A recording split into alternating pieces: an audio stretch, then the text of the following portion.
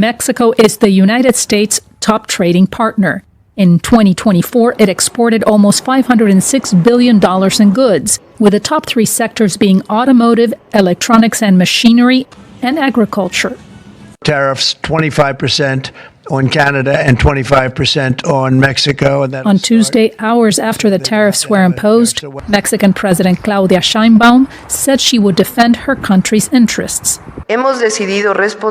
We have decided to respond with tariff and non-tariff measures, which I will announce in a public square next Sunday. A 25% tariff could result in export losses for Mexico of $26 billion to $42 billion, according to nonpartisan think tank Wilson Center. The Mexican economy would collapse. It would be devastating, and not only for the economy in the abstract, but for the economy of Mexican families.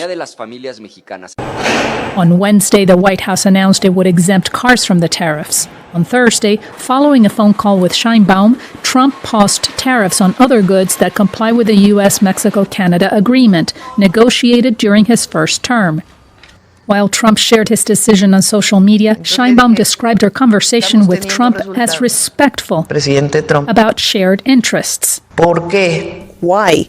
Now that you impose the tariffs, how are we going to continue cooperating, collaborating with something that harms the people of Mexico? And we reached this agreement that really benefits both nations.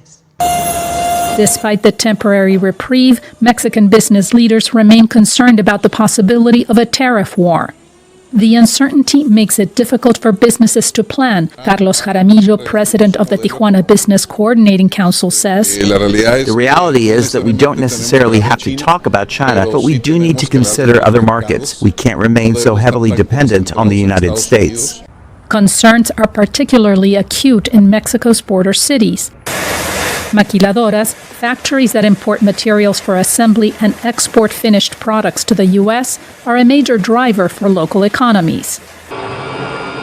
Tariffs would not only severely disrupt the supply chain, but also the workforce's livelihood, warns manufacturing expert Ricardo Melgoza. This would increase unemployment here in Mexico, in Ciudad Juárez. Inflation will obviously hit us because residents of Juárez also buy many American products. That would affect the purchasing power of families living along the border. Veronica Villafañe, VOA News.